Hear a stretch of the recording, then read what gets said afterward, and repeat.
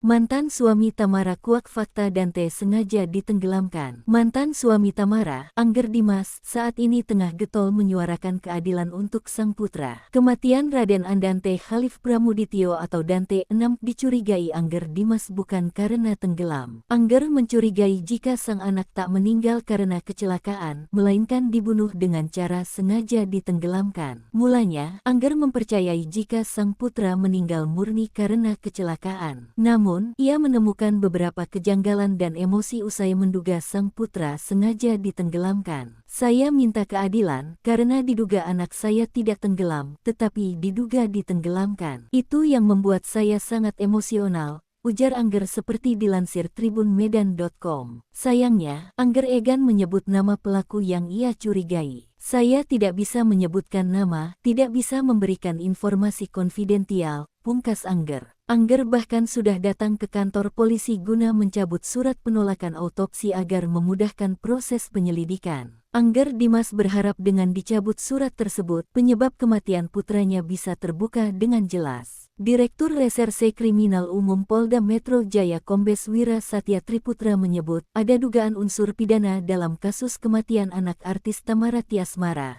Raden Andante Khalif Pramudityo atau Dante 6.